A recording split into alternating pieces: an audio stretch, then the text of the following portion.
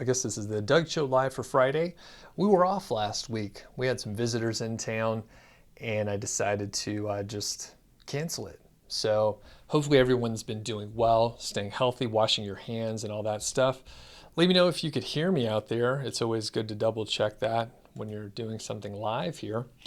I'm going to ramble on about a few things today, maybe tell some stories. Did I note any stories that I'm going to tell? Yep, I have a couple notes here, and I'll answer plenty of questions if you have any out there, which people usually do. So, Abhishek's on, what's going on? So, a couple things that have been going on. I got a letter. Got a letter in the mail the other day, and it was a jury questionnaire. So they said, hey, Doug, you need to be sure you answer this jury questionnaire because you're late. You haven't answered it yet. Well, the thing is, we moved, and this was like the second notice for something. So basically what happened is I didn't get the original jury summons because they sent it to the other address. And I got the second notice that actually made it to me. And funny enough, I was like, oh shoot, this is not good. I don't even know when the dates are when they need me to show up. So I logged in. It was actually over the weekend, July 4th, typed it all in, and I was like, hey, I'm available whenever. That very day, I started making plans to, do some traveling. So it turned out that exactly when they needed me to report potentially is exactly the time when I planned on going on the trip. All right. So that's always fun. Luckily, I, sent an email and they were able to turn things around a little bit more quickly. I didn't have to sit on hold or anything. And I was like, I'm going to be out of town. So hopefully you can postpone it. Happy to come in. But it's exciting. It's for the district court downtown in Denver. All right. So that'll be exciting. Anybody have to do jury duty out there in the past? All right, we have Abhishek, we got Marty, we got Masher, what's up? People can hear me. Annette's on, David's on, what's happening? And I'm loud and clear. Jeremy, Solomon's on, Chris, what's up? Sandro, how's it going out of Atlanta? And by the way, for people in the Atlanta area, who's in the Atlanta area if you wish to, Oscar's on too, what's up? So in the Atlanta area, I'm going to be there in a few weeks. So if you want to, I'll talk about it here on the YouTube side, but if you really want to make sure that you're notified, I'm going to be managing everything through my email list. So make sure you're on the email list over at nichesiteproject.com. I'll be sending emails out there. So everyone will know, and I'll send it to everyone, even though there's people from all over the country and all over the world. I always let folks know because you never know when you may be in town and close by. Sometimes people are traveling. Atlanta's a hub for travel, so a lot of folks do, pass through.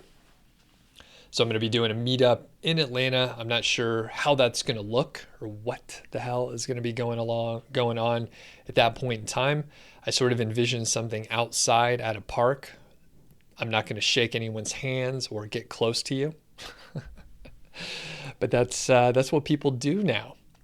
Jack's on 2 a.m. from Thailand. Did you stay up or did you wake up early? Ashley, oh, what's happening, Ashley? Good to see you there. So couple interesting things. We have some killer, just amazing success stories. So I asked over on the podcast, I've asked here, what do people want to see?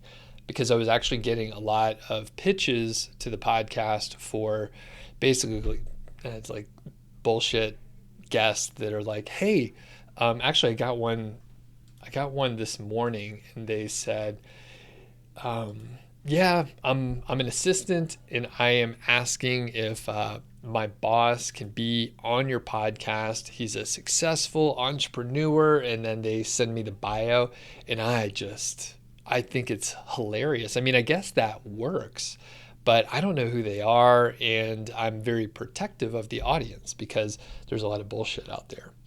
So basically, I was like, hey, do you guys want to hear about books that are coming out. Sometimes people have interesting stories, right? If they could fill a book and it's not nonsense, they may have some great stories. But most of the time I don't want to do like research on someone that I'm not interested in. And a lot of these look the same, unfortunately. That's kind of funny. A lot of these look exactly the same. So the people spoke, and what you said is that you want to hear stories from folks right out of the audience. So number one, we got a great update coming up from Rob Atkinson. So who here has seen some of the interviews from Rob Atkinson in the past? He's a good friend of mine. We worked together on a couple projects. We were in a mastermind group for years. Funny enough, we haven't met in person, but we've done, a lot of business together. And his wife actually worked with me for a few years as an assistant for me. She's great. And Rob's running a site that's now making over 7 figures a year. Pretty crazy.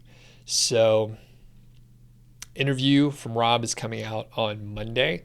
That'll be here on YouTube and on the podcast. So pretty excited to get that out. We cover a lot of cool stuff, including a lot of the details on how he launched that site, how much content, their link building approach, what he would do differently now. So pretty cool. That's coming out on Monday. I did another update. Actually, I did a lot of talking yesterday. So I did an interview with Christy, who's been on the channel before. She's making about $3,000 per month currently. That'll be coming out in a few weeks. I had her on for the first time when she was making just $100 per month. And now she's making a pretty sizable chunk. She's really enjoying the work as well. I also talked to Ashley. That is not going to be a video interview, but it's over on the podcast. So be sure you're subscribed to the podcast, Doug.Show. And she's making, what was it? It's about when she emailed me at first, it was $500 per month. And I think in June, she's over 1,000. And this is after the commission rate change. All right. So awesome growth and, really interesting story from Ashley. The other one that I have is from Anthony. So Anthony, he sent in a nice success story. I actually read it over on the podcast. But the cool thing is I invited him back on. We're in different locations in the world. So setting up time was a little bit more challenging. But basically, we go over his site, how he did some keyword selection, how he approaches content, and so on. And the cool part, and the thing that we spent the most time on, is Haro, help a reporter out. So he basically put together a system that is working pretty effectively. He's had some issues and made some mistakes and a couple funny stories along with that.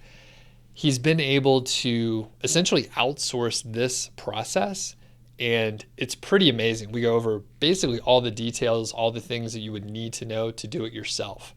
And I'm excited to put that one out. I think it'll end up being a few weeks. I'm going to stagger some of the episodes out there. So anyway, really cool stuff coming up. And I think, after hearing what people want to hear and understanding and seeing where the audience is and the things I like to cover, it looks like we landed on pretty cool success stories, and I'm going to pepper in some of my own, questions. I had some great emails sent in for covering a day in the life. Is it really, great to work for yourself, or is there a lot of stuff that people like me hide or something like that? It is great, by the way, but I'll talk about it. All right. We have, Sandro says, yeah, about Atlanta. And okay, Solomon asked a question. I'll come to that in a second. Craig's on, what's up? Jack stayed up late. Oh man, that's crazy. Marcus is on. All right, good questions here. Oh, Jack says, top bloke, Rob Atkinson, you met him several times when he was in Chiang Mai. All right, cool. Okay, so I'm going to play a quick clip here to help me save my voice for a second. And I chatted with, let's see, which one are we going to do here? I chatted with a alum from 5-Figure Niche site, Justin. He's often on these live streams, and shout out to Justin, great guy. Hopefully everything's going well. He's been on the show a couple times, and this clip is where he's talking about his site having 28 pieces of content after a year. And at the time when I chatted with him, I think he was making about $1,300. I'm not sure where he's at currently. I need to shoot him an email and see what's going on. Sometimes he does pop in here, but he's just going to talk a little bit about the content and essentially like slow and steady growth. I only have 28 posts on my website, so I don't have that many at all, which is kind of promising for the future and adding more. So info posts, they're right around 1,500 words, sometimes 2,000, but I try to keep it right around 1,500. And then buyer intent posts are anywhere between 2,000 to 2,500. Okay. So, and then did you write those yourself? So probably about 50-50. About half of the posts I wrote myself, and then half of the posts are outsourced on Upwork. Okay. One thing I really like that you've done here is you have 28 posts over the course of a year. They're, a decent length. They're not crazy long, but I do run into a lot of folks, even in the course, they start the course with the best intentions of like doing exactly what I outline as the framework. And then they find themselves trying to publish like 100 or 200 or 300 articles. And I'm like, no, like pump the brakes. Like you got to do some other work along with it, which is around outreach and link building and that sort of thing. So I like that you've kept it at a manageable sort of size for the number of links you have, which we'll be getting to in a second. But I don't know, do you have any observations? I know you're in the Facebook group, you're active, you're in the community. So do you have any observations on people just trying to pump the site with content and then kind of miss the forest for the trees? I don't know. I kind of wish that I would have more content, actually.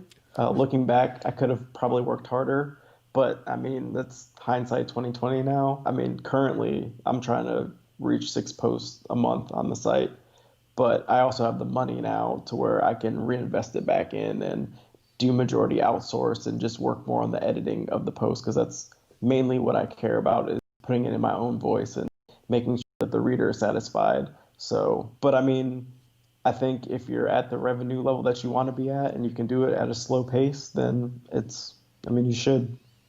Okay, cool. And as far as like picking the niche, which we're not going to reveal or anything like that, but some people are like, hey, you got to go for something you're interested in, you're passionate about, or other people are just like, hey, whatever, I don't care what the topic is. I'll write about anything and I could do it. So for this one, are you interested in it? Is it something you actually care about? Not at all. Nope. Okay. It does make it harder to write content. It does make it harder to want to sit down and write. And sometimes I do force myself to write, but I think the money's the motivator in this case, and that since I'm doing so well, and since I know that if I put content out and it's good, then people will consume it, like it, and maybe buy something. It motivates me more than like actually liking the topic. So Okay.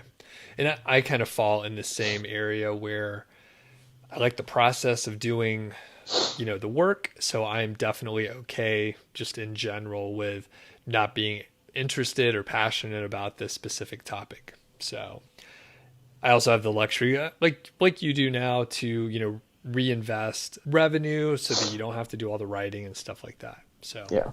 Very cool. All right. That was Justin, of course, and you could check out the full interview, which of course I didn't link in the description, but you could find if you look for it. And yeah, I was just checking with folks in the chat. It's nice to play those clips because number one, it gives me a chance to get some water, which I forgot to have sitting around here next to me. And then I could also chat with people and say hello, which is cool. And it looks like most of the people here are already subscribed. But if you're watching this during the replay and you're not subscribed, you can hit the subscribe button and then you'll get notifications and that sort of thing. Quick side note here. Actually, let me answer some of these questions. Let's get to it. Let's help people out. All right, Solomon says, can I rank on the keyword golden ratio for review software, while big sites like Capterra is ranking. Well, without knowing any of the details, actually, you tried to give me some details there. The answer is yes, you potentially can, but it depends on the term in which you're trying to rank for. So the main thing to look for is whether or not the bigger site is actually answering the question, helping the user out. Google's looking for the searcher intent, and if someone's asking about something specific and then there's some result from a bigger company that actually doesn't answer that question very well, and you can provide maybe even a shorter piece of content, you can certainly outrank them. It just depends on what people are searching for. Now, the other thing, and actually this is an area, this is a good question, Solomon, because a lot of people they're thinking, the keyword golden ratio doesn't work because these other sites have a higher domain rating, or it's a bigger site and I just can't outrank them. But the flaw in that thinking is it depends on what people are searching for. And the term that you're looking for, the term that the searcher is looking for, the problem they have, the problem that they want solved, may or may not be exactly the keyword phrase that bigger site's targeting, or even that you're targeting. However, they may type in something similar, some other obscure long tail that gets no searches per month, is really weird, and your result could pop up because you're closer to exactly what they're looking for. So you start picking up these long tail keywords and even longer tails that people are not even considering. That is why you potentially could go after a search term that shows up as 0 searches per month on all the tools. It says 0 searches per month. You may end up with lots of traffic hitting that post because people are searching for a lot of related terms, a lot of related phrases, but they're not searching for the exact one that perhaps shows up on the keyword research tool. So the answer is yes, Solomon. You can outrank it. The other side of the coin is you might not, right? So if you try one, it may not work. But if you try several, some of them are going to work and some of them aren't. Greg, what's going on? All right, Abhishek says, I found many KGR terms, but when I search for a keyword, many high DA sites rank. Okay, so I think I addressed that there. If you can answer the question better than those bigger sites, then give it a shot. Masher says, you tried some KGR, some keyword golden ratio on a blog that was a year old and you loved the results. Great. I just launched a brand new blog and now you're publishing only KGR articles and you're looking forward to some good results. Awesome. Masher, let me know how it goes. All right. Sanaula Farouk says, must read, brother. I am in a bad condition now. I always overthink. I think I may not get sales. The KGR keywords are also small searched. I have fear. Okay, so that's normal. I always suggest that you go ahead and publish some of the content and see what happens. We hear from Masher, who commented just above you, said, I published some KGR on a blog and you love the results. And I'm publishing KGR articles. So basically, here's the deal. You're going to try some stuff and it's not going to work. And then you'll try some other stuff and it will work. But if you just keep thinking about it and analyzing, then literally nothing happens and you're thinking about a bunch of shit that doesn't matter. So just go ahead and give it a shot. Worst case scenario, it doesn't work, and then you know what not to do. You typically will learn something after you try it. Next, we have Noor says, what type of schema should you use for an affiliate site? You know what? I'm not real hip on the schema stuff. I think I use like an article or post. So essentially, I do nothing with schema. I think if you search over on Fat Stack's blog, my buddy John Dykstra, he has done some work with schemas, and I think there's more information there. I'm not really sure. I have no idea. Cool. And oh yeah, and thanks everyone thanks to everyone that's already subscribed. That is always great. Abhishek says, let's say I have a keyword best shoes for heavy people and the site's ranked for the keyword is best shoes for overweight. Then can I rank for that keyword? Okay. So the searcher intent is the same for those. You're asking if you can rank, and the answer is yes. Any site can rank, but I think you're really asking something else. So I'm not really sure. The answer is you could rank, but both of those terms are basically asking the same thing. All right, I'm going to roll another clip here. I got one from my buddy, Morten. So Morten, he's doing great on YouTube. I put a link in the description to Morten's channel. He's publishing like really awesome videos, keyword research driven. He's getting tons of views. He's probably going to overtake my channel here before too long. I interviewed him. He interviewed me. And in this interview, he's talking about one of his sites getting like 90% organic traffic. So I'm going to play that now. I think it's 7 to 8 months old now, and so yeah, I try to start new websites pretty regularly. I also started one since then, but this is like a bigger project. It's a huge niche, so it's 7 months old, and yeah, should I just throw some numbers? Yeah, so over the last 30 days, it's sitting around 13,000 page views, and it's 90% organic traffic from Google and a bit of Pinterest.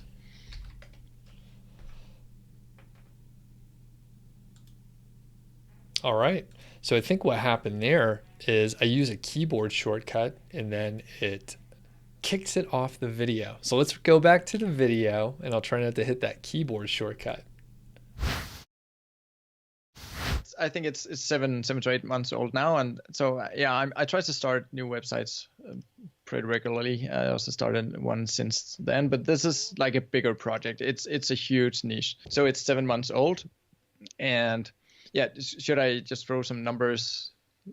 Yeah, so over the last 30 days, it's sitting around 13,000 page views, and it's 90% organic traffic from Google and a bit of Pinterest. And it's only monetized so far with the Ezoic ads, and it's doing pretty well with an earning per 1,000 page views around $20, or you know, with the Ezoic it's earning per 1,000 visitors, so it's probably a little lower if you look at it from the 1,000 page views. Maybe it's around 17 or something like that. And I outsource the content 100% for this site. And I have a pretty big team of writers now. I have 10 or 11 writers now. And I posted the first article in July 2019, and I quickly posted 20 articles to get the thing rolling. Something super long tail, you know, something that I would definitely rank for just to get things going. And right now it's around 180 articles on the site. Okay. And as far as your content team, a lot of people like to geek out on that and they imagine, hey, it sure would be great if I could just give my team a bunch of keywords. So how do you have it set up? Where did you find these writers? Yeah, so all the writers I have right now are hired on Upwork. And then I went through a lot of hassle to sort of get them out of Upwork because I hate the platform. I mean, all the hoops and loops you have to jump with the feedback and all that is just way too much logistics for me. So I quit the Upwork platform and now I work directly with everybody. So I managed to get most of them out. And so it's my own team of writers, you can say, and some are writing as little as one article a week, and I also hired my first full-time writer, and that's definitely something I'm looking more into right now. I'm looking into hire someone more, another person like full-time. Do you have a manager type, or do you work directly with each of the individuals? Yeah, so 2 months ago, I upgraded, you can say, or I took the best writer I had and one that I thought could do this well. So I asked her if she wanted to become the editor. And before that, I edited all the articles, and it was getting to consume 50% of my time, and it was just impossible because, you know, it's a lot of content. I think I posted something like 500 or 600 articles last year, and they are all very long, like starting from 1,500 words and longer. So it took a long time just to find the pictures, you know. So I asked one of my writers that I had the best chemistry with if she was interested, and she was just exploding like, yeah, that's exactly what I want to do. And so I matched her salary and got her on full time, and that's the best thing I ever did, I think, from a project management perspective. I'm very happy I did that. So today she managed all the other writers. I rarely talk to them. I mean, they send me the invoice. That's the only communication I have with the writers. So she's updating them whenever there's something they need to know. Sometimes I'll shoot a little video if there's something I want them to do differently, or if there's some errors, I'll tell her, and then she'll communicate it out on I use Slack for that. So I can see what they're communicating about, but she's handling everything for me now, and that's awesome. Perfect. That echoes exactly my thoughts on like a content manager editor type, because it's really easy to just burn so much time, and you know, you get into it and they can probably do it faster.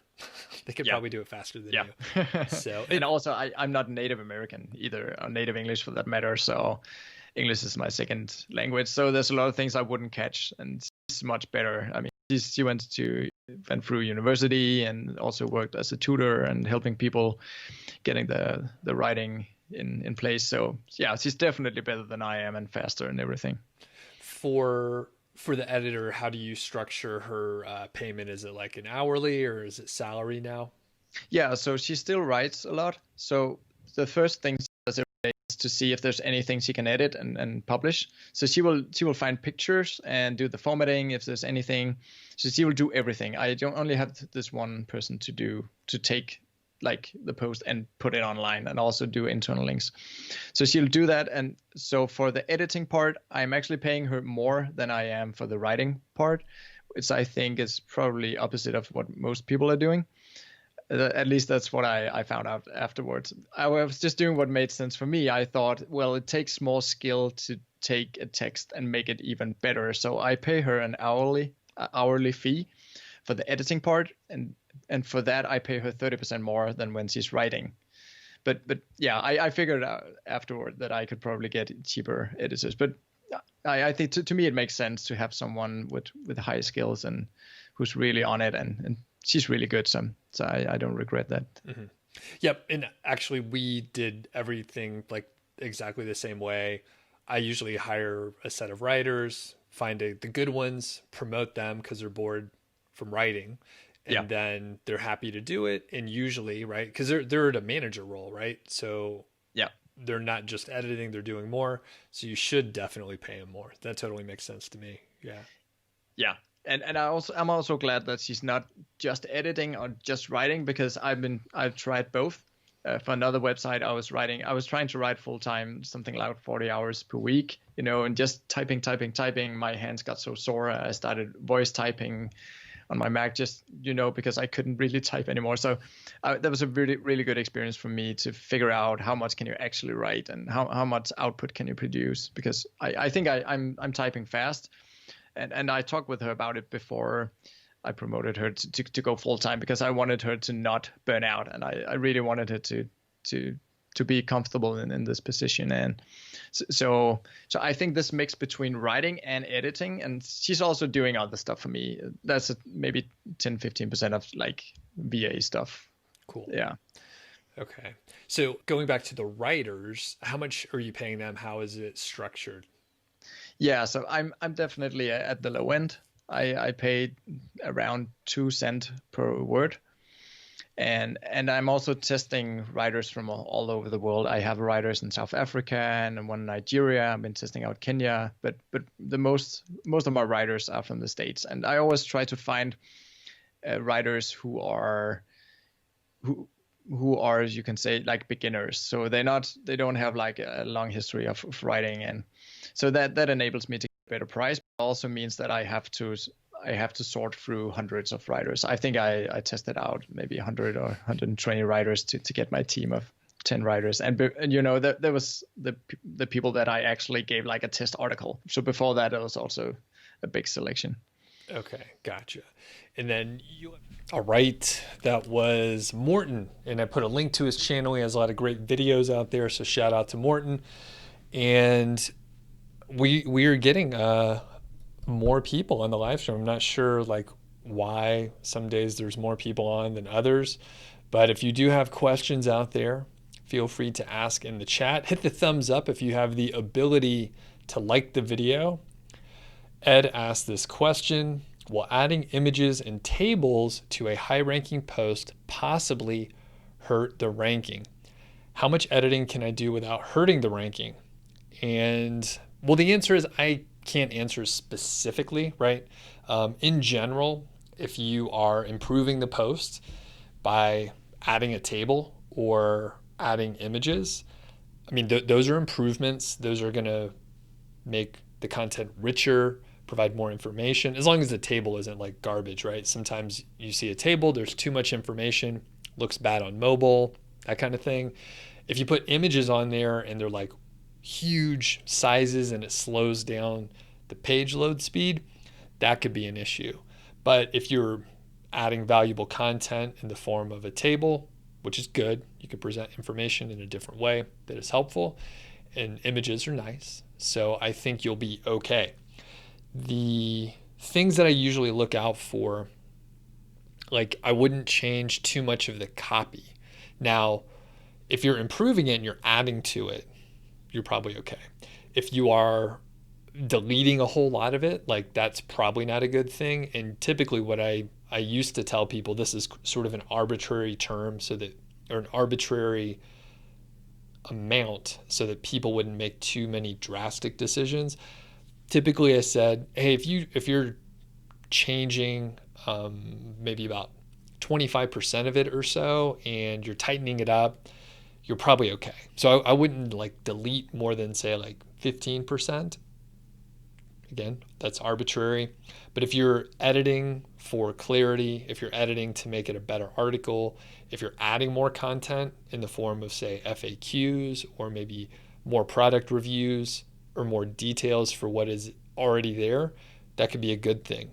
I wouldn't go and change a bunch of the subheadings and things that are even more critical, but if you're adding to it, you're probably in good shape.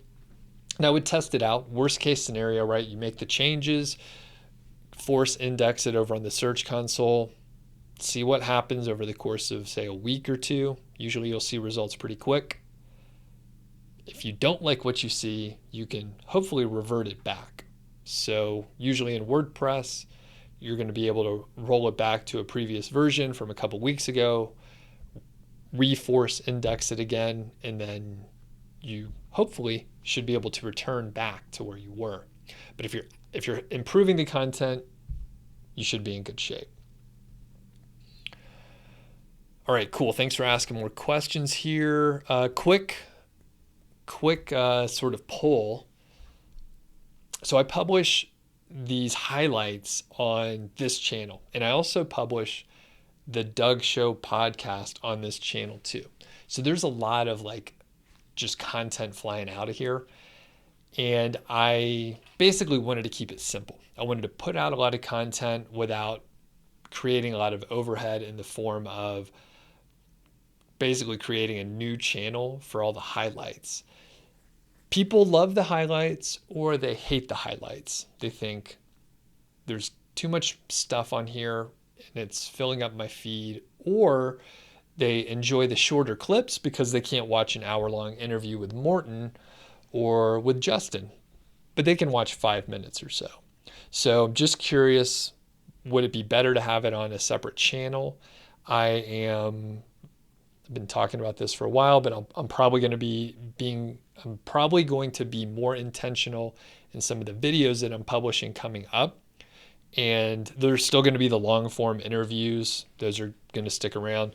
The podcast is still going to be published on YouTube in some format, but I may have like a secondary channel where I can just publish more stuff. And then this channel might be a little tighter, may keep it a little bit more focused and less stuff published, but more intentional. Okay. Let me know if you have any opinions. And then if you have any, folks are watching it later, leave a comment. I do see them all, even though I'm not real on top of comments out here. Master says, what does it mean when I see a negative amount on your Amazon affiliate earnings report? I'm actually not sure. Most likely someone bought something and then returned it. It shouldn't be negative. That seems odd to me. So I would send an email to support and see if you can get more info on that. I'm really not sure about that. Totally Brenda says, do I always stream at the same time? Yeah, pretty much. It's pretty consistent. Friday, 1 p.m. here, Mountain Time. Nor says, what plugins do I use on my site? I try to keep it to a minimum. So I usually have a plugin that changes the login URL. So that reduces or almost eliminates brute force hacking. I use Manage WP to do offsite backups. I know you can do this in a cheaper way, but I usually do that. I just started using a YouTube performance plugin, and it allows you to embed YouTube videos without the performance hit. So the code that you get directly from YouTube is an iframe, and actually I don't know what the hell it does exactly, but it slows down your load time typically by about a second to a second and a half. Check it. Embed a video, run a speed test, and then remove that video and run a speed test, and you'll see. And the YouTube performance video is a new one by DIY Plugins, which is the sort of the complementary company to, or the complementary website to DIY Themes that created the Focus and Thesis WordPress theme, which I use over at Niche Site Project. And I've interviewed the founder, Chris Pearson. A lot of cool plugins a lot of cool functionality within Thesis, and he's peeling off some of the plugins so that if people don't use Thesis, if they don't use Focus, they can still take advantage of that. I also use, what other plugins do I have? Do I have a site open over here? Hold on, I could tell you real quick here. I'm starting to use Lasso, which is basically allows you to put affiliate links. My friend Matt Giovanisi created that. He and his partner, Andrew. So that's a pretty nice tool. You get a nice feature box. There's a lot of tracking and stats that you can get. And I think that's it's understated when they're presenting what the plugin does, but I think the amount of information that you can get from the reporting is awesome. And then the display looks great. I mean, it looks like a feature box over on Wirecutter, right? So it looks pretty nice. And I can't remember other plugins, but let me pop over super quick here. See if I can. Oh, there's too much stuff going on here. Let me just see if I can get in really quick here. I might not be able to. We'll see what we can do here, Noor. I may be able to tell you about just a couple more.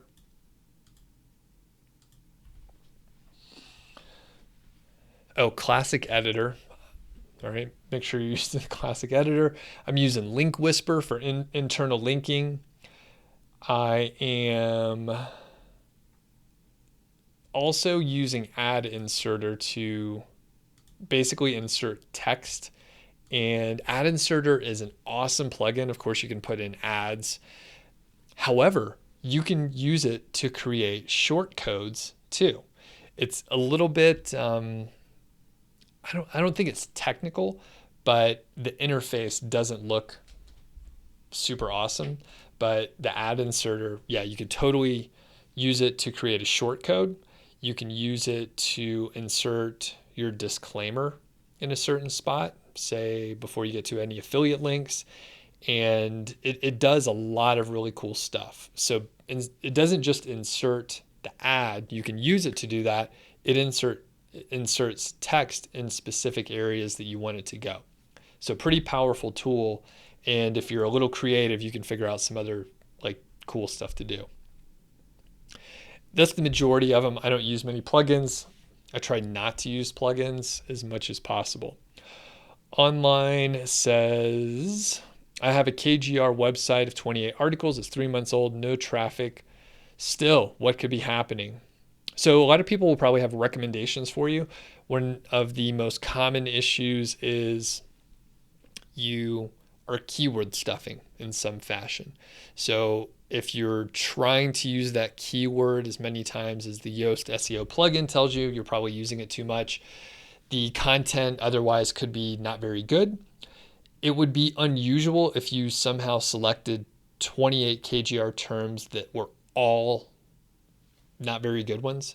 Usually, a few of them are going to turn out well, even if some of them are bad.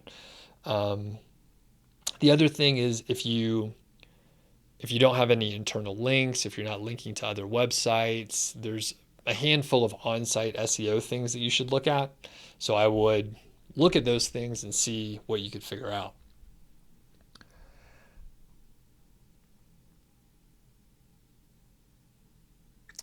And for clarity, Dami says that Masher, who has a negative amount on his affiliate income, he says it means someone bought something with a link and made a refund, and the refund was greater than the total commissions you made on that day.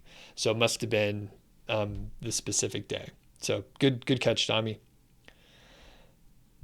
Ryan says, what is the typical monthly traffic volume when someone starts to make sales? So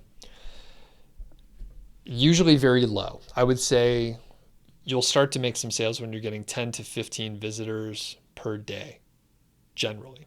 It also depends on like how you're monetizing. So if you're doing ads, it's going to be a little bit different. If you're trying to just work on Amazon Associates, then 10 to 15, you're probably going to make a few sales every few days, typically. Gaurav, what's up? Oh yeah, Gaurav is answering about publishing and waiting.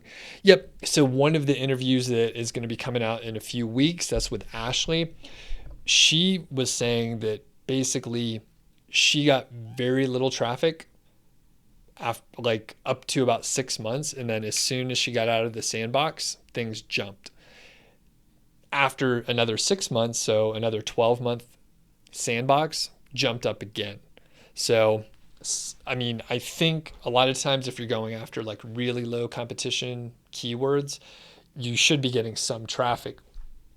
Now, the other thing online is, like I said, if you're not doing any internal linking and actually, I just thought of another issue. If you're not doing any internal linking and if you just have like random topics, like I saw someone's site and they have like a, wireless mouse review. They have like a headphone review. They're talking about ballpoint pens and just other random shit, and it's not cohesive. Google doesn't know what your site is about. So I would potentially focus on publishing content that has like some cohesion together, perhaps, right? A lot of it is around the same kinds of products, so it all fits together and makes sense. Masher says, good person here. Masher says, I watch both the long and short videos. You wish you could publish everything on the same channel as usual. It's it makes it easier for me. And when I was thinking about it, I realize when I look at people that are doing something really exceptional, but it won't translate over, right? So if Pat Flynn does something and then I try to do it, it's probably not going to work because Pat Flynn has a lot more reach. He has a different audience. Like, it just won't work if someone else tries to just emulate exactly what he's doing. And I get the value of doing the highlights. The thing is, I saw, of course, Joe Rogan. I watch his shorter clips more than I watch like the full length, 90-minute to 3-hour episodes. And he has a clips channel, right? only clips on this side and then the long videos on the other one. And I mean, I can understand why he does that so it doesn't flood the view. For me, I was just testing it out to see what would happen, and sure enough, hundreds of people do watch the shorter clips. And I'm typically not monetizing in a great way. I mean, you don't make much money from YouTube, all right? You don't make much money. So I was trying to figure out the easiest way to do it without creating like a long process that sucks. So it's easy for me to do it that way, but just I'm not sure if it makes much of a difference from like the YouTube side, right? So when I publish a video, they suggest it, they put it in people's homepage, and people consume in different ways, and hopefully YouTube learns what you like to consume, and it shows you Masher like all the videos, right? Everything from the feed, because you want to see those. And I hope like it learns, but I'm afraid like if I publish a video that should be really good, that it doesn't get the same sort of like push from YouTube. I have a feeling they figure it out, because occasionally I'll publish a video and it does just way better than some of the others. So I think YouTube like works it out, and they A/B test, and they suggest, and they know what users want to see. So I may just proceed as I am doing, hoping that, YouTube figures it out. Okay. Solomon says, if it's writing, how long should articles be and how many words? So it should be as long as it needs to be. If I give you a blanket answer, I would say if it's an informational topic, potentially like 800 to 1200 words, depending on how big the scope of the content needs to be.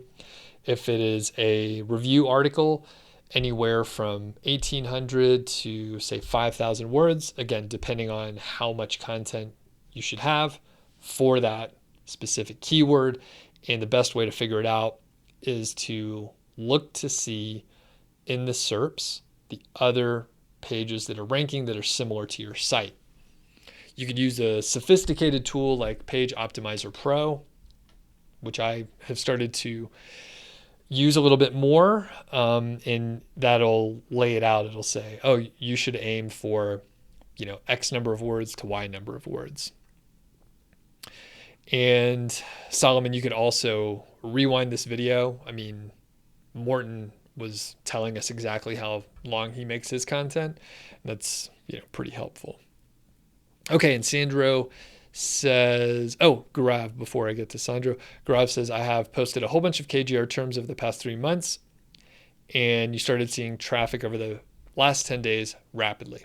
Okay, yeah, so be patient. It takes time. Look for mistakes, though. Sandro says, I second Masher and just have it all on one channel. Cool. GS says, what's an ideal count for info articles? 2,000 is a minimum, or 1,500, is it still okay? Yeah, so GS, like I said, I mean, it could be 800 words, 400 words, if that's all you need. I mean, there's some simple queries out there. There's some things where you just need to like answer the question and move on. You can make them longer if you need to. Oscar prefers the long form. Dami says, am I still working on the HPD case study? So for the people that don't know, I did a case study where I bought a site from Human Proof Designs.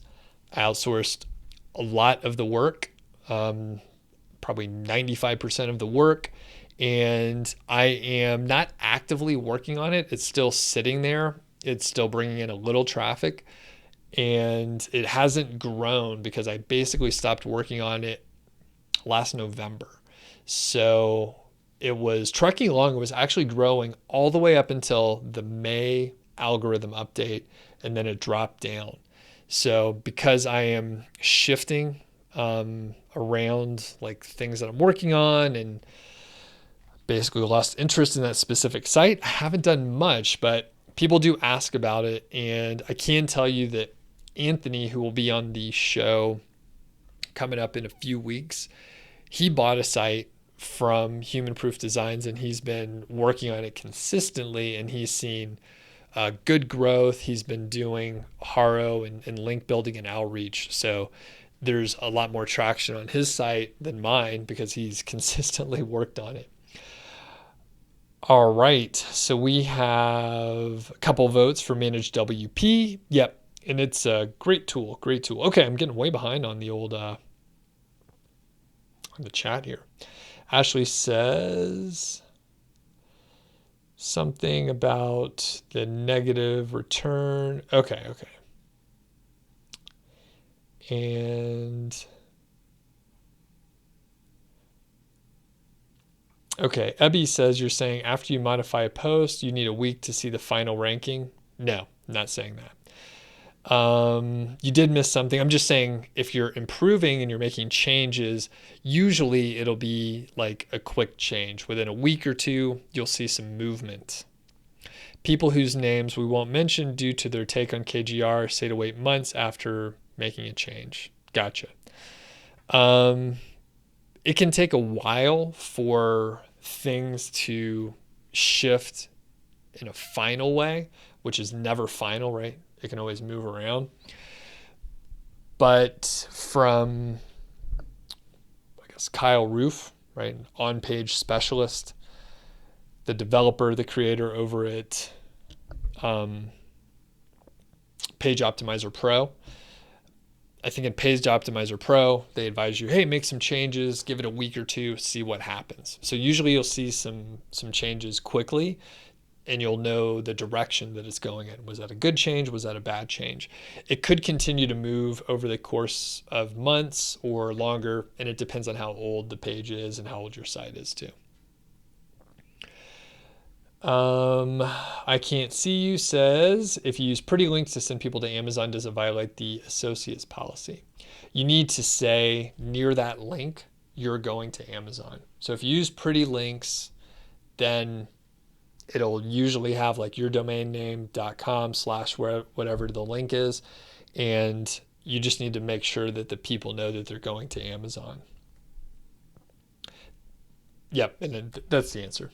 Okay, Sinfa says, do you use KGR when picking words for local SEO? You can do that, but I don't do local SEO personally. Francis says you got back into Amazon after waiting for 3 weeks. Great. Francis is a student in the course, so it's good to hear that. Glad you got back in. Roni says some of my articles are at the 2, 3, and 4 positions, but after some updates, those articles have decreased. How could you get them back in the same position as before? Well, it depends on, the answer is, I have no fucking idea. If anyone tells you that they know exactly what you can change after an algorithm update, I would go the other direction. You can, however, make some improvements. I have at least a few videos on this channel where I talk about the RPM method and FAQ. So go look those up, and that'll go more in depth, but essentially you can improve the content. I would also try to see if you can do some internal linking. Link the stuff that is related to each other on your site. And if the content can use some improving, improve the content. But basically, if you got hit after an algorithm update, it's probably not going to be like 1 or 2 things you could do. You have to kind of look at everything. There are so many factors involved now. All right, Groff says you came in late today. You see traffic coming in rapidly after posting KGR content. Surprisingly, it's coming to older content more than the newer KGR content. Okay, cool. Ninja Theory says, do I have a checklist or best practice before publishing an article or post? Not specifically. Not specifically for just consumption out here. I do have, I think there's an on-site checklist that I have, which would be close to what you're looking for. There's a video on that, so if you search for it on the channel, I'm pretty sure there's one out there.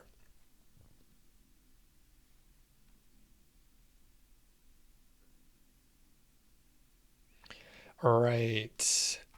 Sinfa says, anyone know any tools to bulk check whether there are KGR compliant? No.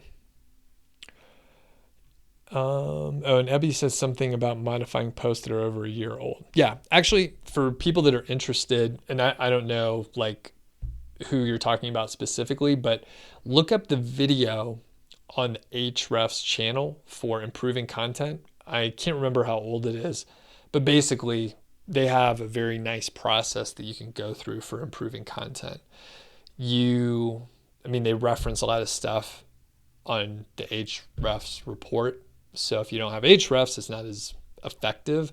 They do give you some options to pull information from like the Search Console and otherwise, but a lot of it is, going back and just improving content, adding to it. Wow, lots of questions out there today. Nice. Nor says, I have a site, example.com, in a language. Would it be a practice to install WordPress in a directory and make an English language site, or should I go for a new domain? I don't know. I've never done that. Ronnie says, some of your articles in the... Okay, I think you already asked that. Jeremy says, could you segment the long videos and then index it in the description? I don't know if that is less work. It's not. But people would be able to jump to the segment they want to see. That's a good idea, Jeremy. Actually, when I go back and I start publishing more videos, I will likely do timestamps in the videos. However, they will probably be, again, very intentional videos. The long form is really for the podcast. And I just happen to record it and then happen to do all this other shit. But yeah, it's actually more work to do all that. And it's a weird mix, right? Because obviously there's a lot of value on the YouTube side.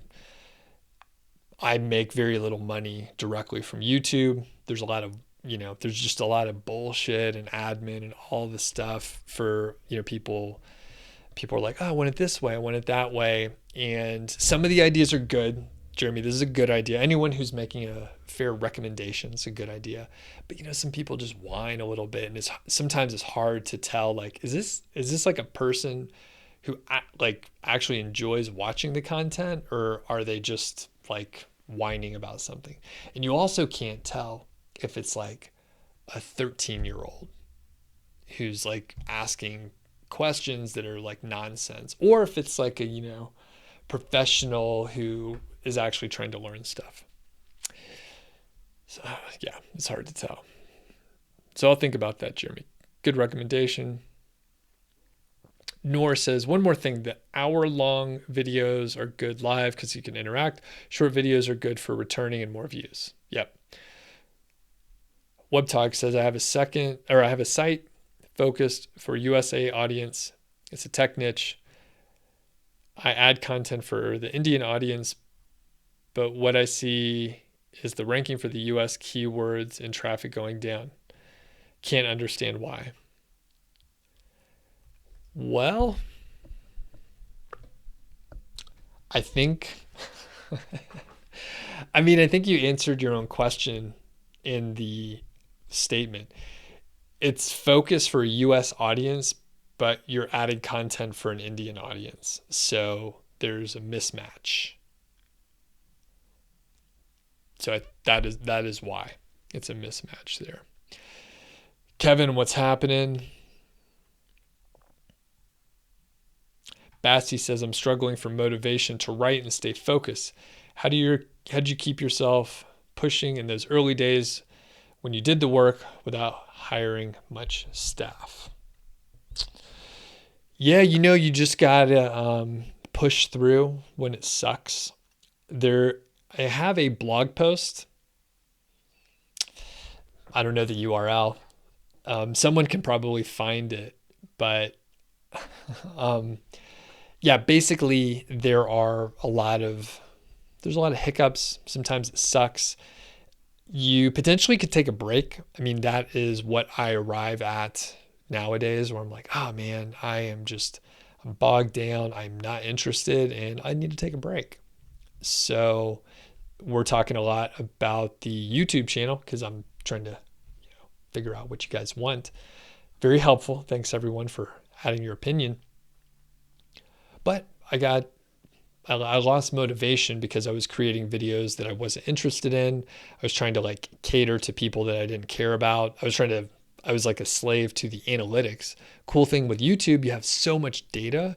And then the worst part is like you can turn it around and take that data to create videos that suck, create videos that you don't want to make, and just kind of find yourself thinking like, oh, this is what I have to do to grow. And luckily the channel has actually still been growing for the last 8 months or so, but I've largely just put out content that I wanted to do. That's why you see these long form interviews that are like an hour long. So, all right. So if anyone has the ability to go to Niche Site Project and pull the link for Bassi, it's literally like how to stay motivated when your site isn't doing much yet. It's called something like that. It's a popular one. Tiff says, what's my take on a table of contents within a post? So typically I wasn't doing that because I didn't want to include an additional plugin, but a table of contents is good. It provides the hierarchy, and there are several plugins out there that do it fairly easily. They're fairly light. Additionally, if you go hunt for it, you can find the code, the PHP code, for a function that you can add. If you're semi-technical, you can do this. So I was sort of like on the fence. I was like, I'm not sure if I want to include the code to do it or if I just want to use the plugin.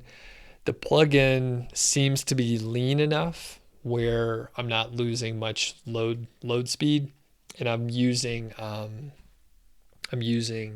what do you call it? Carbonate on the site that I'm working on now, which is super fast. It's a little technical just in general. Another product from my friend Matt. So Marty's on. What's going on, Marty? Good to see you. Marty, you're joining late. I'm going to be in town in your neck of the woods, so we'll do another meetup, and hopefully you'll be able to make it out again. So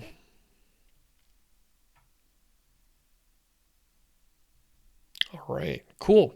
So it looks like we are through most of the questions already. And let's see, I think I had another clip. Did I play oh, you know what? I did a shorter video a while back, and it's about profitable niches and what to do if you're stuck on page 2.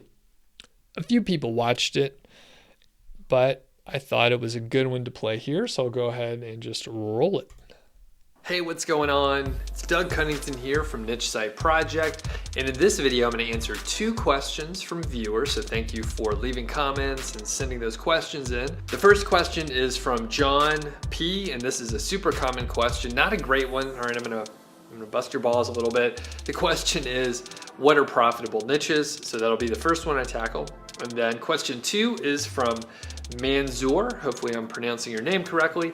And basically Manzoor has a post or multiple posts that are ranking very high on the top of page 2, which means basically no one is even seeing it. I think that something like 90% of the traffic goes to like the first 3 positions or something like that. So if you're past that, you're not getting much. And if you're on page 2, you may as well be on page 20.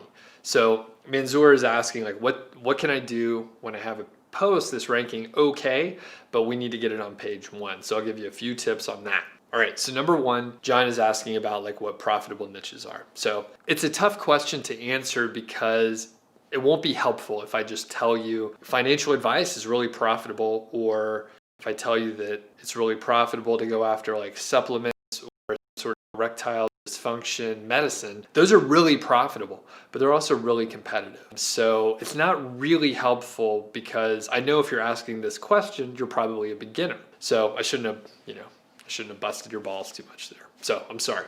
But basically, if you are looking at Amazon affiliate, right? We'll just make an assumption. You're looking at Amazon affiliate type monetization on whatever site that you're going to start. The best place to start is over on Amazon because that is like the end goal, right? You want to sell something from Amazon. That's how you want to get your commission. Alternatively, right? If you want to push or market rather like info products or some sort of software, maybe you look at ClickBank or Commission Junction or something else.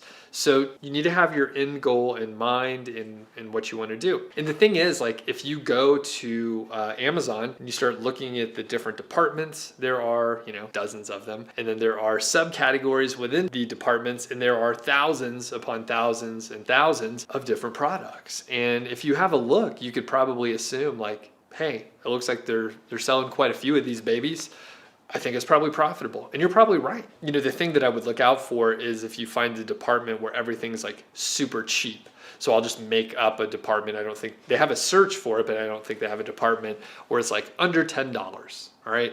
You probably don't want to aim at a niche or a set of products where everything's like pretty inexpensive, because at that point you're going to end up with like very small commissions and you have to do really high volume. Again, I could tell by the question that you're a beginner, so getting a super high volume would be too ambitious, I'm going to say.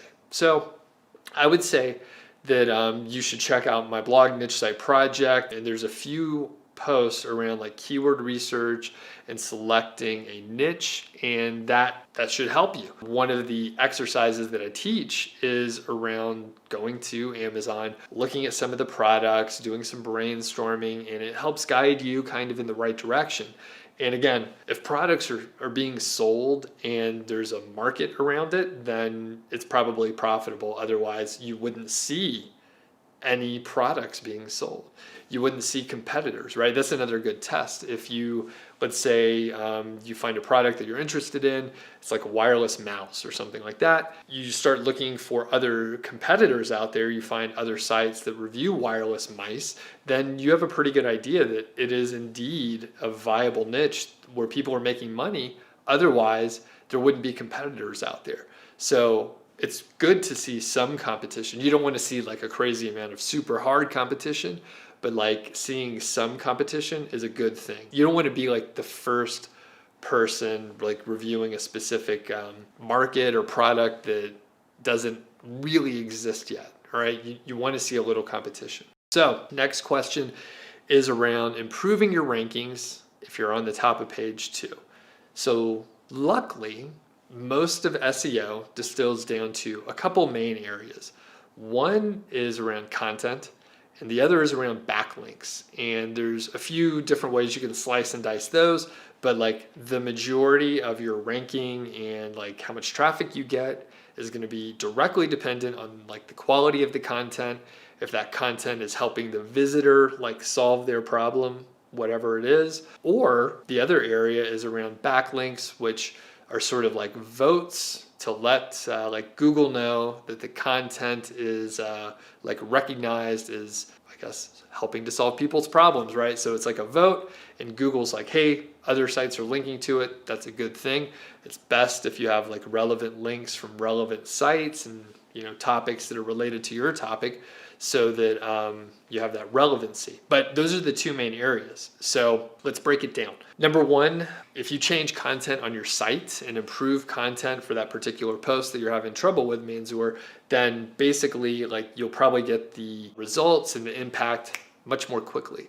So my advice to you is to improve the content on your site first. So go to that post, review it, see if you can improve the content by doing more research, finding like some of the best content online on that topic. And then if you are not covering it as well as the best out there, you should improve your content so that it is at least as good as the best content out there. And if you can, make it better. Another way that you can improve the content is to like add some frequently asked questions, which Google makes it very easy to find those now. You can put in your keyword, search for it, and then see like the frequently asked questions that show up.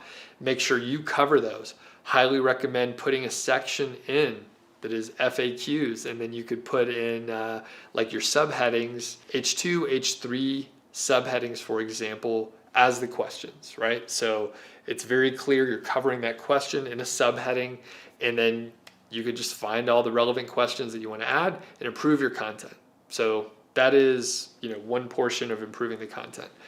Let's move over to the links. So external backlinks, very important. So if you add more external backlinks from relevant sites that are related to the topic that you're covering, that is going to be like the most effective. It may take a little while for those results to, show themselves, but over time, getting links to the post that you're trying to rank is going to be a very good thing. You can also add links internally from your site, from other posts that are related, and point to the post that you're trying to rank.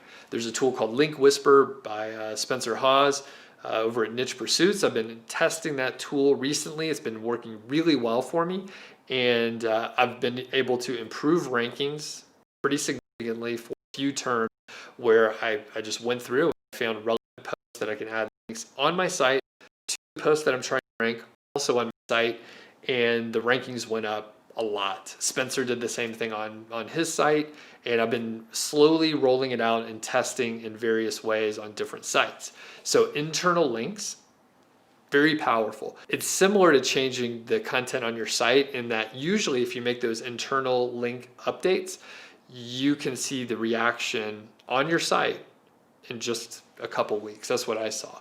I can't remember, I've done a few tests, but it seemed to be within a few days, and within 2 weeks, like things jumped up, and they tend to be staying where they are. They're stable. Things went up and they're good. So again, Mansoor, you could improve the content on your site, make sure it's pretty damn good, and then you could add backlinks internally, and you could add external backlinks to help improve the rankings on that site and on that particular page. So hopefully that helps. All right. So that was a clip of me talking. I think there was some good information in there. So Chris asked a question, and we're going to wrap it up here. Chris asked a question, basically, when should you give up? When is a site like clearly not working out? At what point do you decide to shelf a site that is not growing? This site is 3 years old. There's 46 posts, and there's not more than 25 visitors a day. So, well, number one thing that I do know is people sell aged sites, and what you have is a 3-year-old aged site. People sell those aged sites for a lot of money, even though there may be very little traffic. They're just packaged up, and man, it's a good business model. I haven't done that. Well, I mean, for me, it seems a little slightly shady. I mean, I understand why it's there and how it can help people, but I think a lot of people buy age sites that are done for you sites that maybe shouldn't buy them yet. It's a good money grab though. I'll give them that. All right. Chris is making a few sales here and there. So basically, Chris, what I recommend, you need to get someone who is more advanced than you. You need to get an expert to look at your site and tell you what's going on. If you have 46 posts and the content's good and generally you haven't made any alarming mistakes, you should probably be getting more traffic than that. There's a chance the niche sucks. There's a chance your content is not very good. There's a chance the keyword research is not good. There's also a chance you're making some silly and easily correctable mistake.